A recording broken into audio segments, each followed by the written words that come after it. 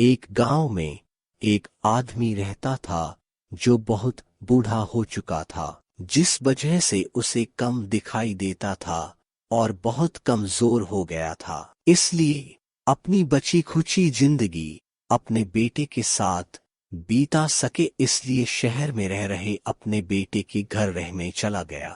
बेटा एक शहर के छोटे मकान में रहता था।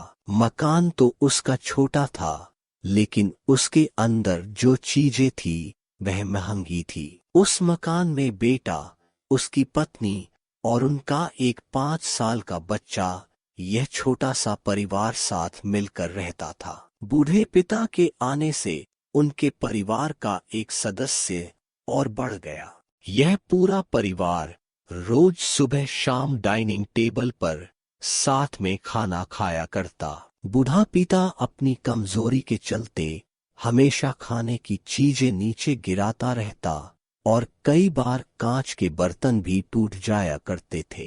कुछ दिनों तक तो बहू और बेटे ने यह सब सहन किया, लेकिन बाद में वे दोनों बूढ़े की ऐसी हरकतों से चिढ़ने लगे। एक दिन बेटे ने कहा कि ऐसा कब तक चलेगा, हमें कुछ करना पड़ेगा। उसकी पत्नी भी इस बात से सहमत हुई। अगले दिन बेटा कहीं से एक पुराना मेज लेकर आया और घर के एक कोने में उसे लगा दिया और अपने पिताजी से कहा कि आप यहीं पर बैठकर खाना खा लिया कीजिएगा।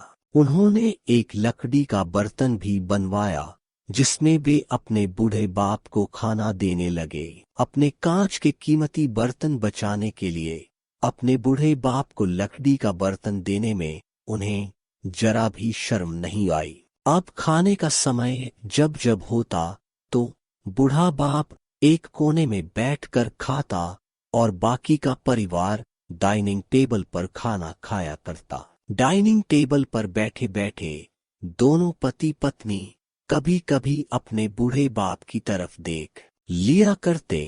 बूढ़े बाप की आंखों में उन्हें आंसू भी नजर आते, मगर उन पर जैसे कोई असर ही नहीं होता। बूढ़े का पोता भी यह नजारा हमेशा देखता और वह अपने में ही खोया रहता। एक दिन जब पति पत्नी डाइनिंग टेबल पर बैठकर खाना खा रहे थे, तब उनका बच्चा जमीन पर बैठकर कुछ कर रहा था। उन दोनों ने बच्चे के हाथ में लकड़ी का टुकड़ा देखा, लेकिन उन्हें कुछ समझ में नहीं आया कि बच्चा लकड़ी के टुकड़े के साथ क्या कर रहा है। जब बच्चे के पिता ने उसे पूछा कि बेटा आओ खाना खा लो, तुम नीचे बैठकर क्या कर रहे हो, तब बच्चे ने भोलेपन से कहा, अरे मम्मी पापा, मैं आप दोनों के लिए लकड़ी का बर्तन बना रहा हूँ ताकि आप लोग जब बूढ़े हो जाओ तो इसमें मैं आप लोगों को खाना दे सकूं। अपने नादान बेटे द्वारा दी गई यह सहज बात दोनों के दिल में तीर की तरह उतर गई। दोनों एक दूसरे का चेहरा निहारने लगे। बिना कुछ कहे ही दोनों की आंखों में पानी आ गया और उन्हें अपने भविष्य की किताब अपने सामने खुलती हुई नजर आई। उन्हें समझने में ज्यादा देर नहीं लगी कि अब उन्हें आगे क्या करना पड़ेगा।